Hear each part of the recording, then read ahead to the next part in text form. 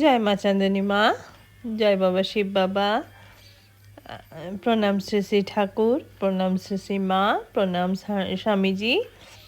সবাইকে শতকোটি প্রণাম জানিয়ে আমি বর্ণালী এসে গেছি দর্শকবৃন্দ আপনাদের সঙ্গে কিছু কথা শেয়ার করব বলে। আজকের দিনটি ভীষণ একটা পবিত্র দিন। আজকের দিনে আমাদের সকলের মা জগজ্জননী শ্রী শ্রী সারদা মায়ের জন্ম পুণ্যতিথি। সেই উপলক্ষে আমি গেছিলাম মায়ের বাড়ি, মায়ের বাগবাজারের মায়ের ওখানে। কিন্তু আমি ফোন নিয়ে যাই না, যদি কোথাও আধ্যাত্মিক জায়গায় যাই তাহলে আমি সেখানে ফোন নিয়ে যাই না। এই যে ছবিটা দেখছেন, এই ছবিটা আমাকে সকালে আমার দাদা শান্তিপুরের থেকে পাঠিয়েছেন। যাই হোক, খুব আনন্দ হলো। সেখানে মায়ের গুণকীর্তন করলেন মহারাজরা, নাচলেন।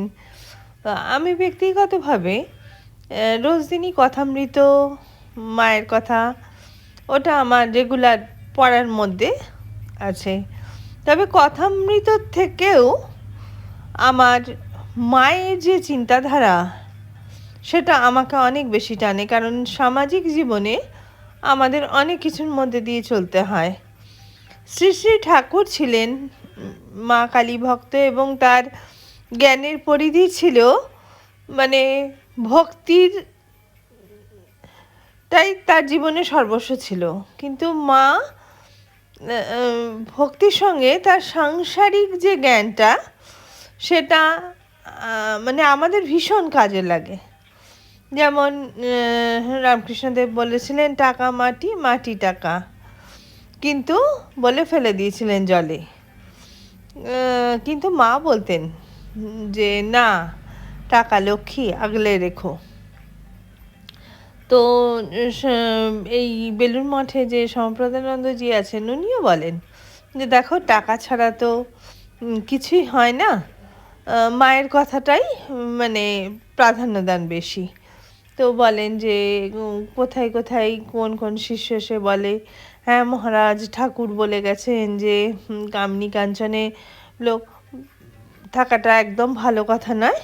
তখন উনি বলেন, মশাই আপনার কাছে টাকা না থাকলে আপনি এক কাপ চাও খেতে পারবেন না, এরকম কথা আর কি। তাছাড়া মায়ের বিভিন্ন ধরনের কথাবার্তা, মানে সামাজিক জীবনে আমাদের যা যা লাগে একটি মেয়ে বা মহিলার জন্য, মায়ের কথা আমাদের প্রত্যেকটা মুহূর্তে কাজে লাগে।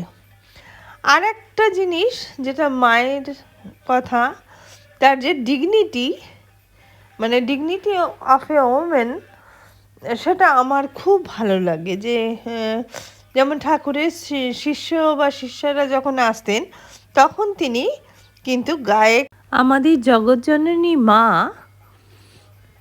তিনি ছিলেন একাধারে সুমিষ্টভাষী, স্নেহময়ী, আবার একদিকে ছিলেন প্রবল ব্যক্তিত্বময়ী। আমরা তো সকলেই জানি যে তার স্নেহ যেমন প্রখর ছিল, কিন্তু তিনি ছিলেন খুব দৃঢ়চেতা। যখন প্রথমবার বেলুড়ে দুর্গাপুজোর আয়োজন করা হয়েছিল, মায়ের কাছে অনুমতি নিতে গিয়েছিলেন স্বয়ং বিবেকানন্দজি। কিন্তু মা সমস্ত কিছু তার মেনে নিয়েছিলেন, কিন্তু পশু বলি তিনি মেনে নেননি। তার কারণ কি, বিবেকানন্দজি বারবার বলেছিলেন যে তুলসী পাতা দিয়ে কি শক্তির পুজো করব মা? কিন্তু মা বলেছেন হ্যাঁ তাই হবে, জীব হত্যা করা কোনো জগজ্জননীর পক্ষে মেনে নেওয়া সম্ভব না। আর একবারও স্বামীজির সঙ্গে মায়ের মানে মতের অমিল হয়েছিল। তিনি দৃঢ় ব্যক্তিত্বের সঙ্গে দাঁড়িয়ে বলেছিলেন, নরেন জমিটা আমার, আমি কি করব সেটা আমি বুঝব। তো এই যে একাধারে মাতৃস্নেহ, অন্যদিকে যে তিনি তার মানে যেটা তিনি ঠিক মনে করেছেন সেটাই তিনি করেছেন। সেই গুণগুলো, তার এই চারিত্রিক বৈশিষ্ট্যগুলোই জন্যেই তিনি আজ আমাদের সকলের মনে মায়ের স্থান পেয়েছেন। প্রণাম মা। জগতের সবার মঙ্গল করো তুমি, আমাদের সঙ্গে থেকো, আমাদের পথ দেখাও, আলোর পথ দেখাও।